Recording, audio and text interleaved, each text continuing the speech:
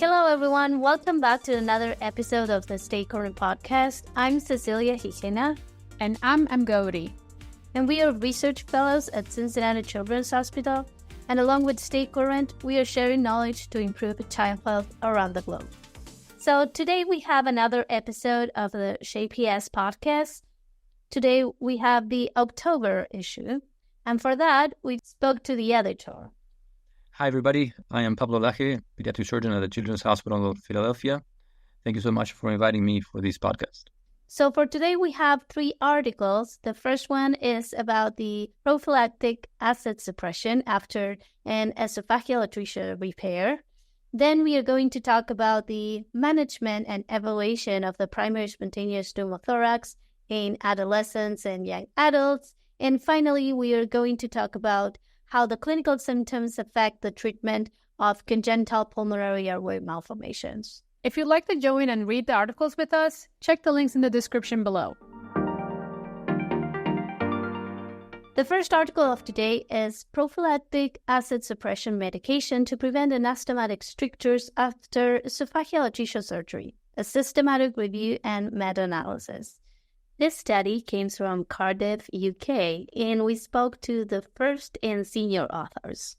Hi, my name's Thomas Wyllie. I'm a specialist pharmacist. I specialize in neonates and metabolic disease. I'm Dr. Mallinath Chakriboth. I'm a neonatologist, and I've been a consultant in neonatal medicine for about 10 years now. So in this article, they wanted to see how the prophylactic acid suppression affects the production of strictures after the esophageal atresia repair. Acid suppression medicines, so particularly proton pump inhibitors or PPIs, have got potential harms, and I noted that we were using these routinely, and I couldn't see very much information on what the benefits were for them. So that's why we then looked into this. As a reminder, that was Dr. Wyllie, the first author of this paper. So they did a systematic review looking into different databases. Very early on, what we found out is that there isn't any randomized control trials on this topic. But they found 12 observational studies that they show that within 1,395 patients, they found that 753 received acid suppression medication, but didn't increase the odds of having an esophageal stricture. So in this meta-analysis, they found that there was no evidence to associate the prophylactic acid suppression and the formation or protection for stricture formation after an esophageal atresia repair. Also, this meta-analysis looked at secondary outcomes such as the incidence of gastroesophageal reflux disease, anastomotic leak, and esophagitis, and they found no significant differences in these outcomes between infants receiving prophylactic acid suppression medication and those who did not. And the conclusion is that not only there is currently no evidence that anti-acid medication would reduce the risk of a stricture, but in fact, there was a tendency to a higher incidence of strictures. And that was Dr. Pablo Laje. He is the editor that helped us choose this article. This systematic review also addresses concerns related to the routine use of acid suppression therapy, especially in infants.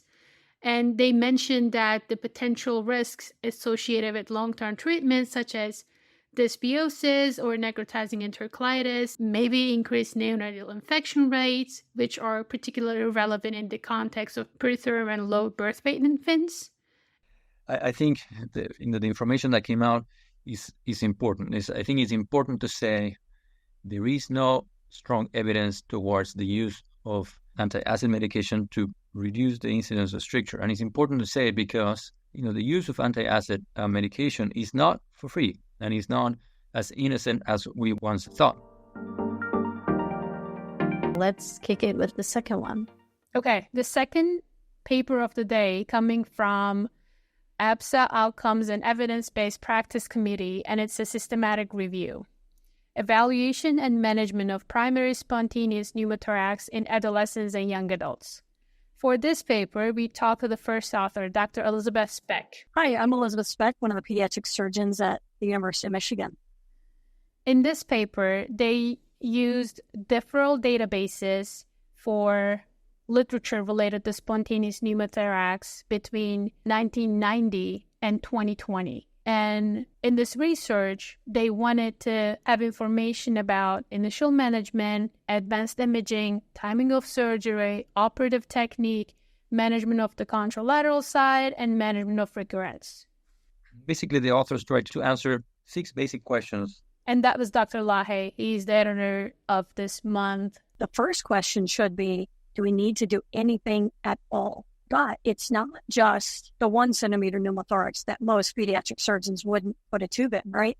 What about the big pneumothoraces? And I would tell you that large prospective study demonstrated that you can safely observe even children with even a sizable pneumothorax. And that was Dr. Speck. She's the first author of this paper. An alternative to that would be to aspirate a pneumothorax. Not everybody with a pneumothorax has an active leak. Repeat a film a few hours later and see what happens. If there's no recurrence, patients can go home. Second question is, what is the role of cross-sectional imaging in these patients? This one is really clear. Don't do cross-sectional imaging on children to help you make clinical decision about these patients. The data are supportive of that conclusion.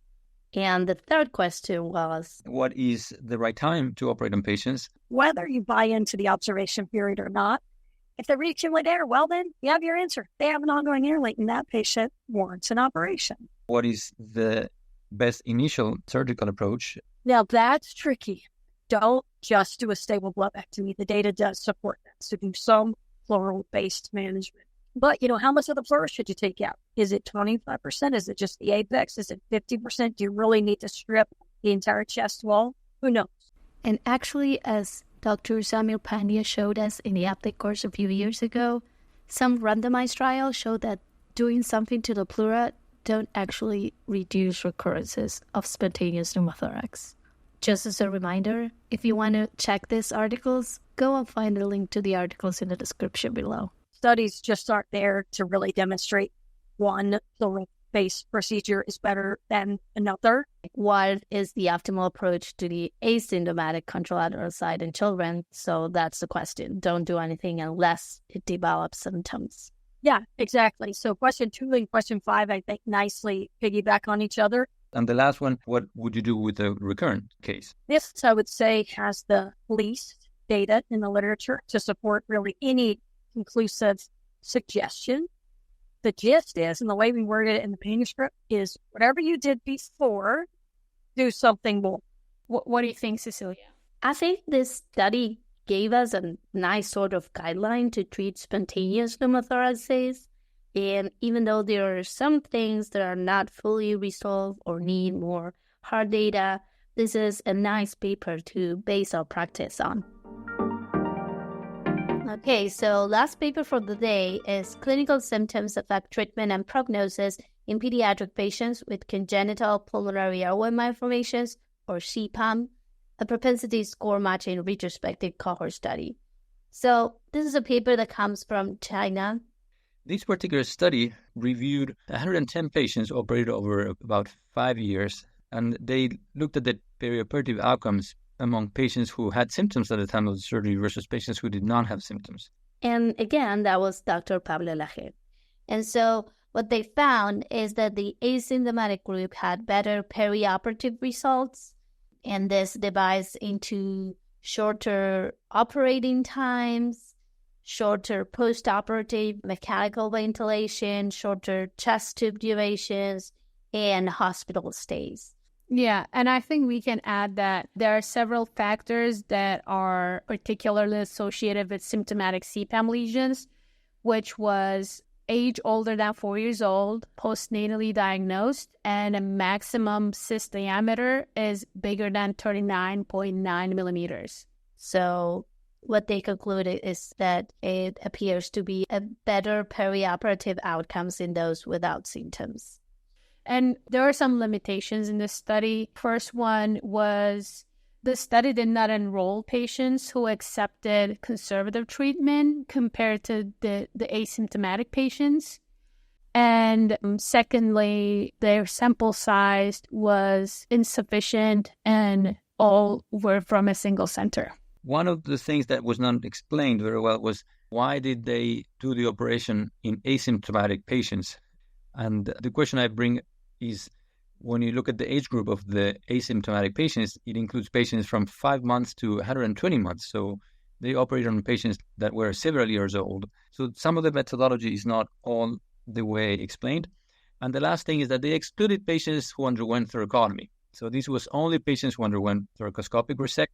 I think it would have been important to include the patients that underwent a thoracotomy as well. Do you have any comments on this, Cecilia? Like, would it change your practice or? I think it is not a definite paper to change one's practice, I think, but it may end swinging the pendulum in those that are not sure about only observing CPAMs.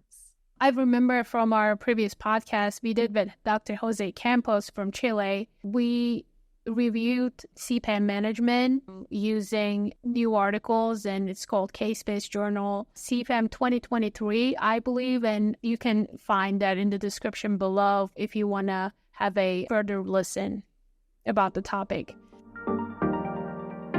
Okay, so that was everything for today, and first we talked about the prophylactic acid suppression to prevent strictures after esophageal atresia.